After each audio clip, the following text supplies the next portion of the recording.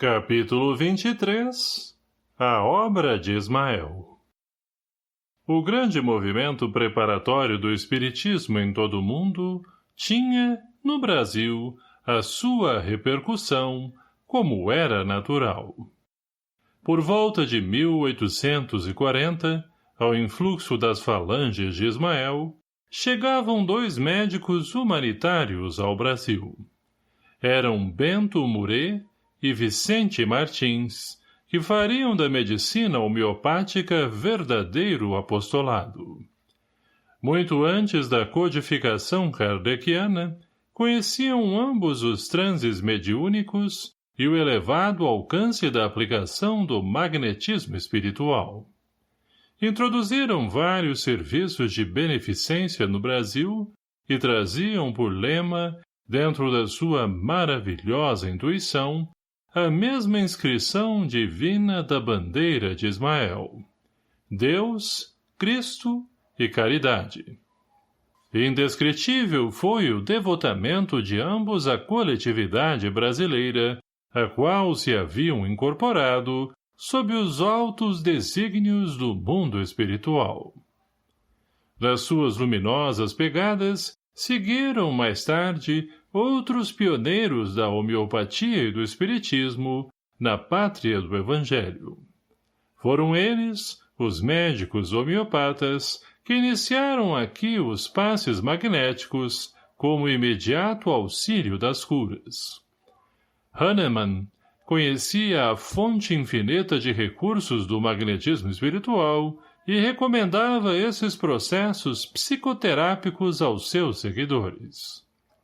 Os primeiros fenômenos de Hydesville, na América do Norte, em 1848, não passaram despercebidos à corte do Segundo Reinado.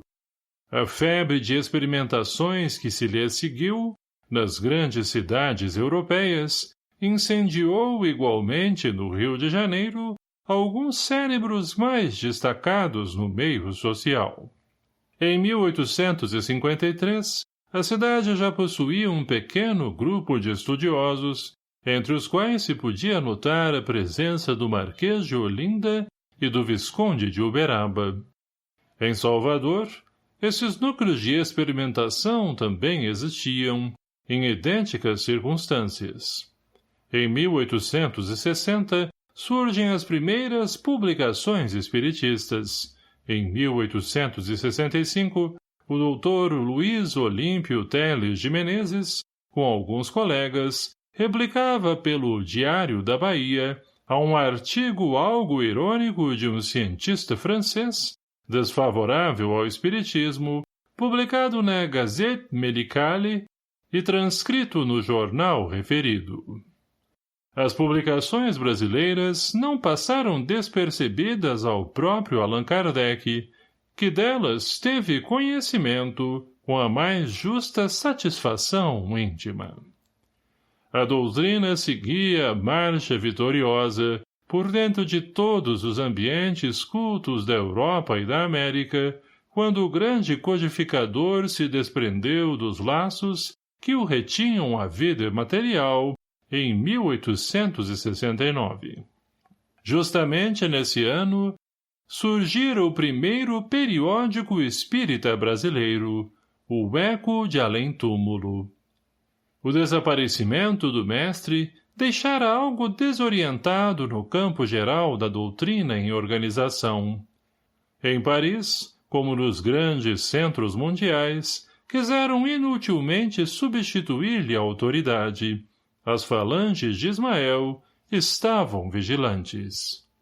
Sugeriram aos espiritistas brasileiros a necessidade de criar, no Rio, um núcleo central das atividades que ficasse como órgão orientador de todos os movimentos da doutrina no Brasil.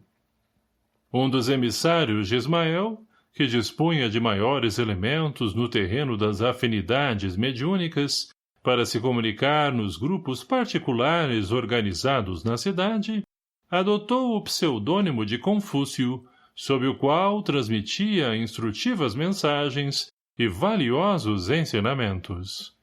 Em 1873, fundava-se, com estatutos impressos e demais formalidades exigidas, o Grupo Confúcio, que constituiria a base da obra tangível e determinada de Ismael na terra brasileira.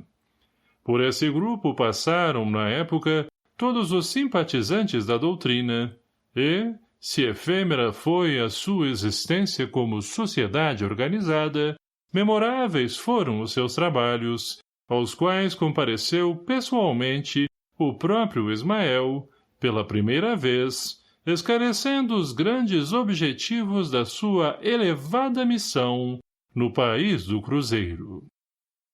Nem todos os espiritistas modernos conhecem o fecundo labor daqueles humildes arroteadores dos terrenos inférteis da sociedade humana. A realidade é que eles lutaram denodadamente contra a opinião hostil do tempo, contra o anátema, o insulto e o ridículo, e, sobretudo, contra as ondas reacionárias das trevas do mundo invisível, para levantarem bem alto a bandeira de Ismael, como manancial de luz para todos os espíritos e de conforto para todos os corações. As entidades da sombra trouxeram a obra ingrata da oposição ao trabalho produtivo da edificação evangélica no Brasil. Bem sabemos que, assim como aqueles possuíam um ponto vulnerável no seu calcanhar, o homem em si, pela sua vaidade e fraqueza, também tem um ponto vulnerável em todos os escaninhos da sua personalidade espiritual, e os seres das trevas, se não conseguiram vencer totalmente os trabalhadores, conseguiram desuni-los no plano dos seus serviços à grande causa. O Grupo Confúcio teve uma existência de 3 anos rápidos. Os mensageiros de Ismael, triunfando da discórdia que destruía o grande núcleo nascente, fundavam sobre ele, em 1876, a Sociedade de Estudos Espíritas Deus, Cristo e Caridade, sob a direção esclarecida de Francisco Leite de Bittencourt Sampaio, grande discípulo do emissário de Jesus, que, juntamente com Bezerra, tivera sua tarefa previamente determinada no alto. A ele se reuniu Antônio Luiz Saião, em 1878, para as grandes vitórias do Evangelho nas terras do Cruzeiro. O trabalho maléfico das trevas, no plano invisível, é arrojado e perseverante. No seio desse redil de almas humildes e simples, esclarecidas à luz dos princípios cristãos, onde militavam espíritas lúcidos e sábios como Bittencourt Sampaio, que abandonaram os fulgores enganosos da sua elevada posição na literatura e na política para se apegar às claridades do ideal cristão, as entidades tenebrosas conseguem encontrar um médium pronto para a dolorosa tarefa de fomentar a desarmonia e, estabelecida de novo a discórdia, os mensageiros de Ismael reorganizam as energias existentes para fundarem, em 1880, o Grupo Espírita Fraternidade, com o qual se carregava em triunfo o bendito lema do suave estandarte do emissário do Divino Mestre. Em 1883, Augusto Elias da Silva, na sua posição humilde, lançava o Reformador, coadjuvado por alguns companheiros e com o apoio das hostes invisíveis. As mesmas reuniões do grupo humilde de Antônio Saião e Bittencourt Sampaio continuam. Uma pleiade de médiuns curadores, notáveis pela abnegação, iniciam no Rio o seu penoso apostolado. Elias da Silva e seus companheiros notam, entretanto, que a situação se ia tornando difícil com as polêmicas esterilizadoras. A esse tempo, os emissários do alto prescrevem categoricamente aos seus camaradas do mundo tangível. Chamem agora Bezerra de Menezes ao seu apostolado.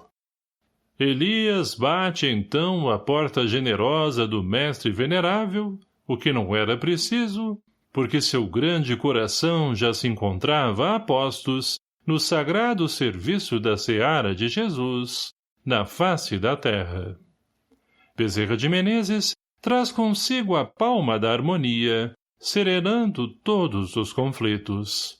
Estabelece a prudência e a discrição entre os temperamentos mais veementes e combativos.